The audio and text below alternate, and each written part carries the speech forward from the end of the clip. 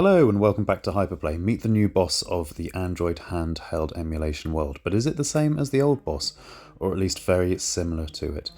Introducing the AYN Odin 3. All looks very nice and shiny with that Snapdragon chip. We don't know which one yet, but surely this time it's going to be stronger than the 8 Gen 2 found in the Odin 2. Otherwise, what is the point of an Odin 3? It's got to have something to set itself apart from the Odin 2, let alone the Odin 2 Portal, of which it bears more than a passing resemblance. It's got an all-glass front, it's got the stick at the top, the way we like them for the more powerful devices. Here's the Odin 3, spot the difference with the Odin Portal. Yeah, the Odin Portal's a bit more curvy, but still for a lot of people needed a grip. Back to the Odin 3, and even more strikingly similar, the Retroid Pocket 5.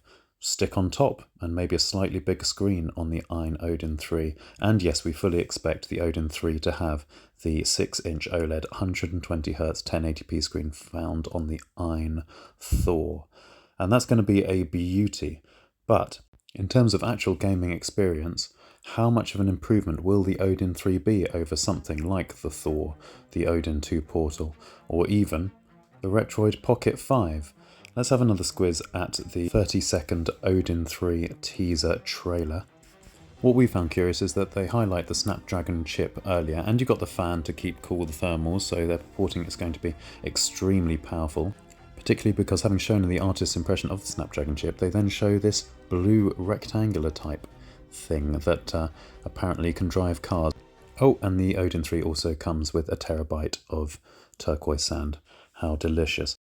The Odin 3 will have competition. There's AYN Neo's KONKR Pocket Fit, and admittedly that only has an LCD screen, but with a best-in-class Snapdragon G3 Gen 3, it's going to be a powerhouse. AYN Neo are suggesting that the KONKR Pocket Fit will have a price of under $329, but maybe you only get the back of the unit looking at that picture. For that price, given AYN Neo's history, we wouldn't be surprised.